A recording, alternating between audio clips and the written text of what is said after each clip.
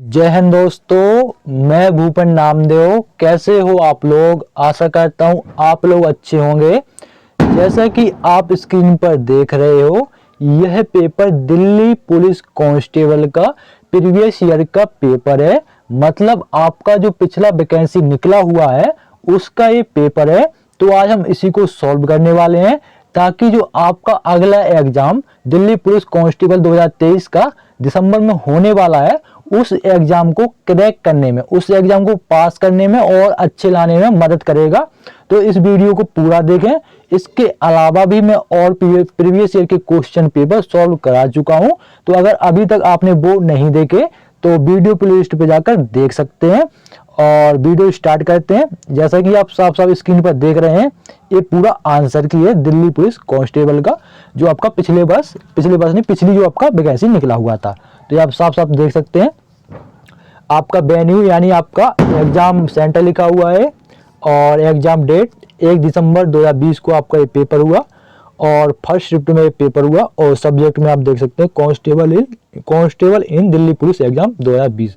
तो चलिए दोस्तों, वीडियो स्टार्ट करते हैं और आपको एग्जाम पैटर्न बता देता हूं। आपका दिल्ली पुलिस कांस्टेबल में 50 अंक का जीके पूछा जाता है और 25 अंक का आपका रीजनिंग और 15 अंक का आपका मैथ पूछा जाता है और 10 अंक का कंप्यूटर। तो 50 अंक का आपका जो जीके पूछा जाता है उसको इग्नोर नहीं करना और अच्छे से पढ़ना। और वीडियो को फुल स्क्रीन पर कर लो ताकि आपको साफ साफ दिख पाए। ठीक है, तो आपका पहला प्रश्न है, पारंपरिक पंखड़ा लोकगीत निम्नलिखित में से किस राज्य से संबंधित है?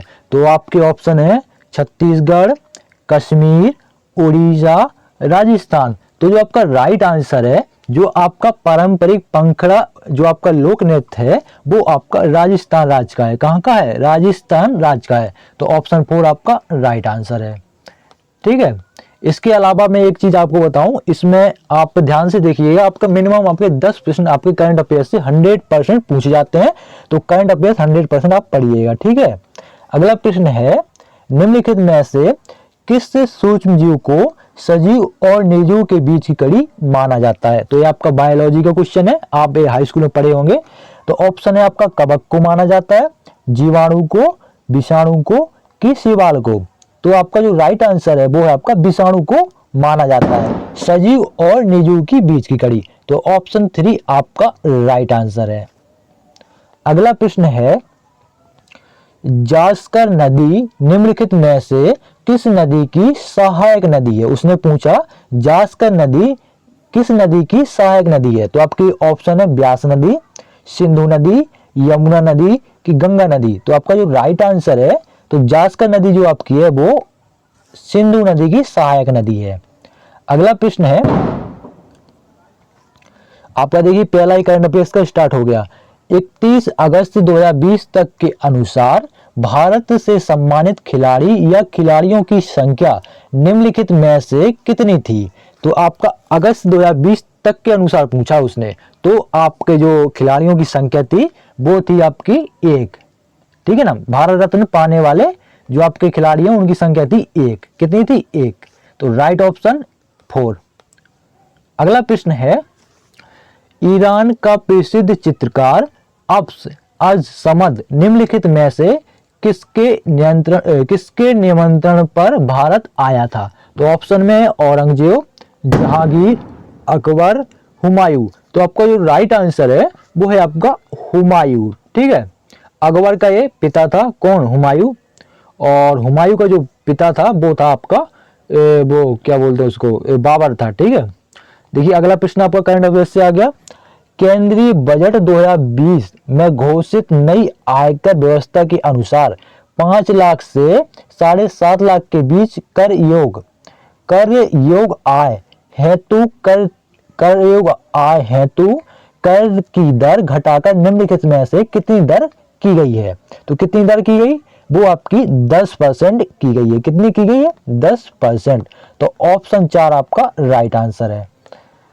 अगला प्रश्न है, टेनिस खिलाड़ी अलेक्जेंडर ज़्वेरेव निम्नलिखित में से किस देश का प्रतिनिधित्व करते हैं? तो आपके जो खिलाड़ी अलेक्जेंडर हैं, जो कि आपके टेनिस के खिलाड़ी हैं, वो आपके जर्मनी का प्रतिनिधित्व करते हैं। किसका? जर्मनी का। तो ऑप्शन 2 आपका राइट आंसर है।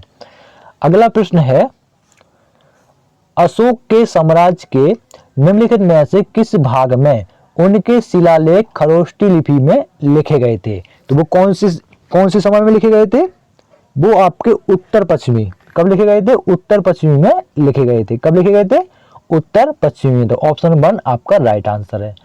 अगला प्रश्न है, रॉ a history of India's covert operation नामक पुस्तक के लेखक निम्नलिखित में से कौन से हैं? तो एक चीज और, आपका एक जो आपका बुक से रिलेटेड क्वेश्चन 100% मिलेगा कि पुस्तक किसने लिखी है, ठीक है ना। एक प्रश्न इसका 100% आता है। तो आपका जो पुस्तक लिखी है वो आपका यतीश यादव ने लिखी है। किसने? यतीश यादव ने। तो पहला ऑप्शन आपका सही है। अगला प्रश्न है, निम्नलिखित में से किस भारतीय को गणित के क्षेत्र में उनके असाधारण योगदान के लिए जाना जाता है? तो ये कौन से भारतीय हैं? वो हैं आपके एस रामानुजन। कौन है? एस रामानुजन। इनका एक मूवी बना है, वो आप देख सकते हो। एक बहुत बड़े मैथ के ज्ञाता थे, ठीक है ना। अगला प्रश्न है, ईंधन के कैलोरी मान का मात्रक निम्नलिखित में से किस रूप में व्यक्त किया जाता है? तो आपके ये ऑप्शन दिए गए हैं। तो जो आपका राइट ऑप्शन है वो है आपका kJ/kg। क्या राइट ऑप्शन है? kJ/kg, ठीक है ना। ऑप्शन 1 आपका राइट आंसर है। ठीक है, सीधे सीधे ऑप्शन कराते जाते, क्योंकि फिर 4 ऑप्शन बोलेंगे तो आपको दिख ही रहा साफ साफ, तो सीधा प्रश्न बोले और सीधा राइट आंसर आपको बता दिए। ठीक है, तो आप अच्छे से पढ़ लीजिए और कोई दिक्कत आए तो जरूर बताएं कि भाई यहाँ दिक्कत आ रही है। ठीक है, अगला प्रश्न है, केंद्रीय बजट 2020 में वित्त मंत्री द्वारा व्यक्त पूर्व अनुमान के अनुसार निम्नलिखित में से किस वर्ष तक भारतीय किसानों की आय दोगुनी हो जाएगी? तो आपको बताना है किस वर्ष तक दोगुनी हो जाएगी। तो आपका जो राइट आंसर है वो आपका 2022 तक दोगुनी हो जाएगी। कब? 2022 तक दोगुनी हो जाएगी। ठीक है, अगला प्रश्न है, भारत के संविधान के निम्नलिखित में से किस अनुच्छेद में राज्य को प्रसूति सहायता के लिए प्रावधान निर्मित करने का निर्देश दिया गया है? तो वो कौन सा आपका आर्टिकल है, कौन सा अनुच्छेद है? आपके ऑप्शन में है अनुच्छेद 39, अनुच्छेद 40, अनुच्छेद 41 क्या अनुच्छेद 42। तो जो आपका राइट आंसर है वो है आपका अनुच्छेद 42। ठीक है, आर्टिकल 42। इसके अलावा एक चीज आपको बताऊं, जितने में आपका प्रीवियस ईयर पेपर सॉल्व कराया हूं ना, तो उसमें जो आपके प्रश्न आए पॉलिटी का आपका अनुच्छेद का 100% एक प्रश्न मिला है। करंट अफेयर्स के मिनिमम 10 प्रश्न, और आपका नदी नाले के ये स्ट्रेटेजी के में आता है तो इसके 20 प्रश्न मान लीजिए, और अनुच्छेद से आपका 100% मिला है। ठीक है, नोट कर लीजिए। अगला प्रश्न है, गौतमी पुत्र सातकर्णी निम्नलिखित में से किस राजवंश का शासक था? तो आपके ऑप्शन में दिए गए हैं पल्लव वंश, चालुक्य वंश, शक वंश की सातवाहन वंश। तो जो आपका राइट आंसर है वो है आपका सातवाहन वंश। ठीक है, ऑप्शन 4 इज राइट आंसर। अगला प्रश्न है, अष्टांगिक मार्ग जो कि 8 प्रकार का रास्ता होता है का तत्व ज्ञान निम्नलिखित में से किसके द्वारा प्रतिपादित किया गया था? तो किसके द्वारा प्रतिपादित किया गया था? वो है आपका गौतम बुद्ध। किसके द्वारा? गौतम बुद्ध के द्वारा प्रतिपादित किया गया था। तो ऑप्शन 2 आपका राइट आंसर है। अब बढ़ते हैं अगले प्रश्न की ओर। अगला प्रश्न है आपका, देखिए करंट अफेयर्स में बताया ना, आपके 10 प्रश्न 100% पूछे जाएंगे, और जैसे कोई कैंडिडेट उत्तर प्रदेश के ना, उनको लिए बहुत फायदा होगा, क्योंकि पेट का एग्जाम भी उसमें आपका 10 अंक का करंट अफेयर पूछा जाता है, और किसी भी एग्जाम में ले लीजिए दोस्तों, हाँ सब में आपका करंट अफेयर पूछा जाता है, तो हमेशा आपको अप टू डेट रहना पड़ेगा। ठीक है, अगला प्रश्न है, जून 2020 में निम्नलिखित में से किसे कॉर्पोरेट दिवालिया प्रस्ताव और तरलीकरण प्रक्रिया पर सलाहकार समिति के अध्यक्ष पर नियुक्त किया गया था? तो किसको नियुक्त किया गया था? आपका जो है उदय कोटक जी। किनको? उदय कोटक जी को आपको नियुक्त किया गया था। तो ऑप्शन 1 आपका राइट आंसर है। बाकी आनंद महेंद्र बिल्कुल नहीं, नंदन नीलकणी बिल्कुल नहीं, कुमार मंगलम बिरला बिल्कुल नहीं। राइट आंसर है उदय कोटक। ठीक है, अब तो ये रिपीट नहीं होगा करंट अफेयर्स का, करंट अफेयर्स आप 1 साल के अंदर की पढ़िएगा। ठीक है, अगला प्रश्न है, निम्नलिखित में से किस राज्य की सीमा पश्चिम बंगाल राज्य से नहीं लगती है? उसने पूछा है नहीं लगती है, क्योंकि ये ऐसा प्रश्न आता है ना, कंफ्यूज हो जाते हैं भाई कि जल्दी जल्दी में पढ़ पाए, स्क्रीन में पढ़ना पड़ता है, नहीं ध्यान रहता तो समझ जाते हैं लगती है, तो इसमें लिखा हुआ है नहीं लगती है, ठीक है ना, इसे ध्यान से पढ़िएगा ऐसे प्रश्न। तो किससे नहीं लगती है? वो है आपका मेघालय से। किससे नहीं लगती? मेघालय से नहीं लगती, जो कि आपका 7 स्टेट वाला राज्य कहलाता है, पूर्वी राज्य कहलाता है, ठीक है ना। तो जो आपकी पश्चिम बंगाल की सीमा है वो आपका मेघालय से नहीं लगती है, बाकी झारखंड, असम और सिक्किम से लगती है। अगला प्रश्न है, निम्नलिखित में से किस उद्योग को भारत में 8 आधारभूत उद्योगों के सूचकांक की गणना के लिए उपयोग किया जाता है? तो वो कौन सा आपका उद्योग है? वो है आपका रिफाइनरी उत्पाद। कौन सा है? रिफाइनरी उत्पाद। तांबा बिल्कुल नहीं, वस्त्र बिल्कुल नहीं, एल्यूमिनियम बिल्कुल नहीं, रिफाइनरी उत्पाद। अगला प्रश्न है, सिद्धांत शिरोमणि नामक प्राचीन ग्रंथ निम्नलिखित में से किसने लिखा था? तो किसने लिखा था? ऑप्शन में आपका ब्रह्मगुप्त, दूसरा ऑप्शन आर्यभट्ट, तीसरा ऑप्शन भास्कराचार्य, अगला जो आपका ऑप्शन है फोरमा वो है आपका महावीराचार्य। तो आपका जो राइट आंसर है, जो आपका सिद्धांत शिरोमणि जो आपका ग्रंथ लिखा गया था वो भास्कराचार्य द्वारा लिखा गया था। ऑप्शन 3 आपका राइट आंसर है। अगला प्रश्न है आपका, केंद्रीय बजट 2020 के अनुसार निम्नलिखित में से किस कर को समाप्त कर दिया गया था? तो कौन सा वो कर है जिसको समाप्त कर दिया गया था आपका 2020 के अनुसार? वो है आपका लाभांश वितरण कर। कौन सा? लाभांश वितरण कर। तो ऑप्शन 2 आपका राइट आंसर है। अगला प्रश्न है, सवाई जयसिंह के सरपरस्ती में निम्नलिखित में से किस शहर में खगोलीय वेधशाला का निर्माण कराया गया था? तो वो कौन सा शहर है जहां आपका खगोलीय वेधशाला का निर्माण कराया गया था? तो वो है आपका वाराणसी। क्या है? वाराणसी, जिसे हम बनारस भी बोलते हैं, खई के पान बनारस वाला, ठीक है ना, वही आपका बनारसी है, जहाँ के आपके सांसद नरेंद्र मोदी जी हैं, ठीक है ना, जो आपके नरेंद्र मोदी जी हैं वहीं से आपका उन्हीं का संसदीय क्षेत्र है वाराणसी, ठीक है ना। तो राइट आंसर आपका वाराणसी है। ऑप्शन 4 आपका राइट आंसर। अगला प्रश्न है, भारत में देश की विदेशी मुद्रा के भंडार का संरक्षण निम्नलिखित में से कौन होता है? तो कौन होता है? वो है आपका भारतीय रिजर्व बैंक, जिसे हम आरबीआई बोलते हैं, रिजर्व बैंक ऑफ इंडिया, ठीक है ना। तो आपके देश की जो विदेशी मुद्रा के भंडार का जो संरक्षक होता है वो आपका आरबीआई है। अगला प्रश्न है, एक ऐसा नाम है धम्मचक्र प्रवर्तन। क्या? धम्मचक्र प्रवर्तन, जिसे हम धर्म चक्र प्रवर्तन बोलते हैं, नामक बौद्ध आयोजन निम्नलिखित में से किस स्थान पर किया गया था? तो आपको स्थान बताना है, किस स्थान पर किया गया था धर्मचक्र प्रवर्तन? वो है आपका सारनाथ। कहाँ किया गया था? सारनाथ में। तो आपका ऑप्शन 3 आपका राइट आंसर है, सारनाथ में किया गया था। इस प्रश्न को नोट करते जाइए क्योंकि आपको बहुत काम आने वाले हैं, ठीक है ना, इसलिए आपको सॉल्व करा रहा हूँ, ठीक है ना। अगला प्रश्न है, सुल्तानगंज बिहार में भागलपुर के निकट में जो आपका है, सुल्तानगंज में खोजी गई गौतम बुद्ध की विशाल प्रतिमा को ... काल की प्रतिमा माना जाता है। तो कौन सी काल की प्रतिमा माना जाता है ये उसने पूछा है। तो वो आपकी जो गौतम बुद्ध की जो विशाल प्रतिमा है वो आपके गुप्त काल की, आपके गुप्त काल की आपकी प्रतिमा है। तो ऑप्शन 4 आपका राइट आंसर है। अगला प्रश्न है, अगस्त 2020 में भारत और ... को शतरंज ओलंपियाड के स्वर्ण पदक का संयुक्त विजेता घोषित किया गया। तो अब उसने पूछा है कि अगस्त 2020 में भारत और कौन सा देश है जिसको शतरंज ओलंपियाड के स्वर्ण पदक से संयुक्त विजेता घोषित किया गया? तो एक तो है भारत, दूसरा कौन है? दूसरा है आपका रूस, जिसे हम रसिया बोलते हैं, जहाँ के आपके जो प्रेसिडेंट है वो आपके पुतिन है। तो ऑप्शन 4 आपका राइट आंसर है, रूस। अगला प्रश्न है, अबुल फजल द्वारा लिखा गया अकबरनामा कितनी पुस्तकों में विभाजित है? तो उसने पूछा है जो आपका जो अकबरनामा है जो उसने लिखा है तो वो कितनी पुस्तकों में आपका विभाजित है? तो जो अकबरनामा है वो आपका 3 पुस्तकों में विभाजित है। ऑप्शन 2 आपका राइट आंसर।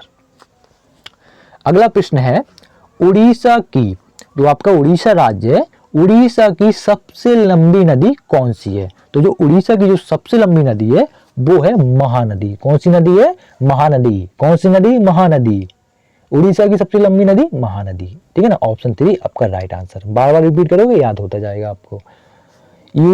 यूएस ओपन 2020 में भारतीय खिलाड़ी रोहन बोपन्ना ने पुरुषों की युगल स्पर्धा के लिए के साथ जोड़ी बनाई। तो उसके लिए किसके साथ जोड़ी बनाई ये आपसे पूछा है, तो उसने डेनिस शापोवालोव के साथ जोड़ी बनाई, डेनिस शापोवालोव के साथ जोड़ी बनाई। ठीक है ना, तो ऑप्शन 1 आपका राइट आंसर है। एक चीज आपको बता दूं, ये जो आपके करंट अफेयर्स के प्रश्न रहते हैं ना, तो ये तो अभी दोबारा रिपीट होंगे नहीं, ठीक है ना, क्योंकि 2020 के करंट अफेयर्स थे।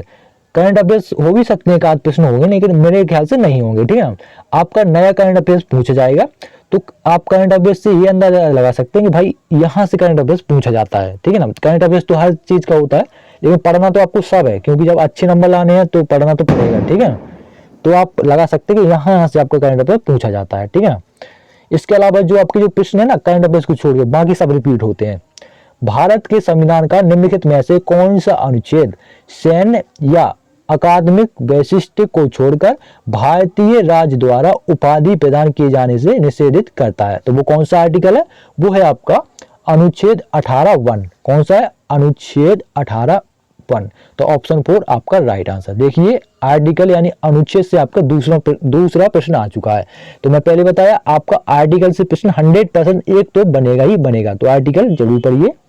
ठीक है, अगला प्रश्न है, बहुगुणित होकर बड़ी संख्या में कोशिकाएं निर्मित करने वाली विशिष्ट कोशिकाओं द्वारा निम्नलिखित में से किस प्रकार का प्रजनन किया जाता है? तो किस प्रकार का प्रजनन किया जाता है? बहुगुणित होकर बड़ी कोशिकाएं जो आपका प्रजनन करती है वो किस प्रकार का प्रजनन किया जाता है वो उससे पूछा है। तो वो आपका जो प्रजनन करती हैं वो आपका पुनर्जनन वाला करती हैं। कौन सा? पुनर्जनन वाला, रीजेनरेशन। कौन सा? रीजेनरेशन। आपका ऑप्शन 2 आपका राइट आंसर है, रीजेनरेशन, पुनर्जनन जो कहलाता है। ठीक है, अगला प्रश्न है, ढापला की पहाड़ियां मुख्य रूप से किस राज्य में व्याप्त हैं या किस राज्य में स्थित हैं या किस राज्य में आपकी हैं? ये क्या ढापला की पहाड़ियां? तो जो आपकी ढापला की पहाड़ियां हैं वो अरुणाचल प्रदेश में स्थित हैं। कहां पर? अरुणाचल प्रदेश में, जो कि आपका पूर्वी राज्य। अगला प्रश्न है, 31 अगस्त 2020 तक के अनुसार प्रधानमंत्री की आर्थिक सलाहकार परिषद का सदस्य सचिव निम्नलिखित में से कौन था? तो कौन था 31/2020 तक के अनुसार? वो था आपका रतन बी पटल। कौन था? रतन बी पटल। तो ऑप्शन 1 आपका राइट आंसर है। अगला प्रश्न है, अर्जुन पुरस्कार 2020 से सम्मानित अतानु दास निम्नलिखित में से किस खेल के एक पेशेवर खिलाड़ी हैं? तो आपके जो अतानु दास हैं वो किस खेल के आपके खिलाड़ी हैं या किस खेल के पेशेवर खिलाड़ी हैं? तो आपका जो अतानु दास हैं वो आपके तीरंदाजी के खिलाड़ी हैं। किसके? तीरंदाजी के। तो ऑप्शन 2 आपका राइट आंसर है। तीरंदाजी वही होती है जो आप छोटे में धनुष मार कहते हैं ना, चलाते लकड़ी का बना लेते, फिर उसमें सफेद धागा बांधते, सफेद नहीं धागा बांधते वो चलाते, वही आपका तीरंदाजी कहलाता है। अगला प्रश्न है, निम्नलिखित में से किस पुस्तक के लिए अंतरराष्ट्रीय बुकर पुरस्कार 2020 प्रदान किया गया था? तो वो कौन सी पुस्तक है? वो है आपकी द या दी बोल सकते हैं, the discomfort of evening, the discomfort of evening. Option 2 आपका राइट आंसर है। अगला प्रश्न है, अगला प्रश्न रुकिए थोड़ा 1 मिनट, हाँ इसको, हाँ ठीक है। बराबर की गुफाएं निम्नलिखित में से किस राज्य में स्थित हैं? तो जो आपकी बराबर की गुफाएं हैं वो है आपके बिहार राज्य में। कहां पर? बिहार राज्य में स्थित है, जहां पर आपका सबसे अधिक IAS जो बनते हैं वो आपका बिहार राज्य से ही बनते हैं। ये आपको पता होना चाहिए, भले ही पिछड़ा है लेकिन धीरे धीरे अब सरकार के ऊपर है भाई, क्या बोले वो अपना समझे। पारंपरिक रंगमंच कला कौन सी मार्च निम्नलिखित में से किस राज्य से संबंधित है? तो उसने पूछा है कि जो आपकी मार्च कला है, रंगमंच कला जो आपकी मार्च है वो किस राज्य की है, किस राज्य से संबंधित है? तो वो आपकी मध्य प्रदेश से है। जो आपकी मार्च रंगमंच कला है वो आपकी मध्य प्रदेश की है। तो ऑप्शन 4 आपका राइट आंसर है। अगला प्रश्न है, निम्नलिखित में से किस वर्ष में भारत के संविधान में 9वीं अनुसूची संलग्न की गई थी? तो आपका वो कौन सा वर्ष था? वो था आपका 1991। कब? 1991 में। तो ऑप्शन 3 आपका राइट आंसर है। अगला प्रश्न है, भारत की जनगणना 2011 के अनुसार निम्नलिखित में से किस केंद्र शासित प्रदेश की जनसंख्या अन्य तीनों विकल्पों की अपेक्षा सबसे ज्यादा है? तो उसने पूछा कि जो आपके ये केंद्र शासित प्रदेश दिए गए हैं, इनमें से आपको बताना है कि किसकी सबसे ज्यादा जनसंख्या है, ठीक है ना। तो सबसे ज्यादा जो जनसंख्या है वो है आपकी अंडमान एवं निकोबार द्वीप समूह की। इससे आपके जो कम जनसंख्या वाले हैं अंडमान निकोबार से, वो आपके पुडुचेरी, लक्षद्वीप और चंडीगढ़। तो इन 4 ऑप्शन में जो सबसे ज्यादा है वो है आपकी अंडमान एवं निकोबार द्वीप समूह। तो उसने यही पूछा है सबसे ज्यादा जनसंख्या, तो ऑप्शन 4 आपका यही है। सब अपेक्षा सबसे विरल पूछा यार, विरल का मतलब क्या हो पता नहीं, लेकिन ऑप्शन आपका 4 सही है, ठीक है। अगला प्रश्न है निम्नलिखित में से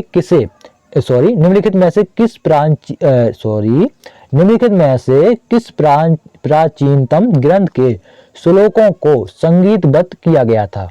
तो वो कौन सा आपका ग्रंथ है, वो है आपका सामवेद। कौन सा? सामवेद। आपके चार जो है वो 4 ग्रंथ हैं, ठीक है ना। तो ऑप्शन 4 आपका राइट आंसर है सामवेद। अगला प्रश्न है आपका करंट अफेयर्स से है। हाँ, तो अगला प्रश्न आपका करंट अफेयर्स से है। केंद्रीय बजट 2020 में वित्त मंत्री ने बैंक जमा बीमा को ... से बढ़ाकर 5 लाख करने की घोषणा की। तो कितने लाख से बढ़ाकर उसने 5 लाख करने की घोषणा की, ये उसने पूछा है। तो आपका 1 लाख से बढ़ाकर कितना, 1 लाख से बढ़ाकर 5 लाख करने की घोषणा की। तो ऑप्शन आपका 3 राइट आंसर है, ठीक है ना। ऑप्शन 3 आपका राइट आंसर, 1 लाख से बढ़ाकर 5 लाख। अगला प्रश्न है भारत के संविधान, देखो ये फिर आ गया अनुच्छेद से, तो मतलब 3 प्रश्न हो गए आपके अनुच्छेद से केवल। भारत के संविधान का निम्नलिखित में से कौन सा अनुच्छेद अल्पसंख्यकों द्वारा शिक्षा संस्थानों की स्थापना और प्रशासन करने का अधिकार निर्दिष्ट करता है। तो वो कौन सा आर्टिकल है, वो कौन सा अनुच्छेद है जो अल्पसंख्यकों द्वारा शिक्षा संस्थानों की स्थापना और प्रशासन करने का अधिकार देता है या निर्दिष्ट करता है। तो वो है आपका अनुच्छेद 30। कौन सा? अनुच्छेद 30, आर्टिकल 30। ऑप्शन 3 आपका राइट आंसर। अगला प्रश्न है ब्रिटिश ईस्ट इंडिया कंपनी का भारत से व्यापार करने का एकाधिकार निम्नलिखित में से किस वर्ष में एक कानून के द्वारा समाप्त कर दिया गया। तो आपका जो ईस्ट इंडिया कंपनी का जो आपका कानून करने का अधिकार था वो कब समाप्त कर दिया गया, ये उसने पूछा है। तो आपका 1813, कब समाप्त किया? 1813 में आपका समाप्त कर दिया गया एकाधिकार, ठीक है। तो ऑप्शन 4 आपका राइट आंसर। अगला प्रश्न है भारत के संविधान में अनुच्छेद, देखो ये चौथा प्रश्न आ गया अनुच्छेद से। भारत के संविधान में अनुच्छेद 21A को निम्नलिखित में से किस वर्ष में समावेशित किया गया था। तो किस वर्ष समावेशित किया गया था ये उसने पूछा है। तो ये 2002, कब? 2002 में समावेशित किया गया था। ऑप्शन 4 आपका राइट आंसर है।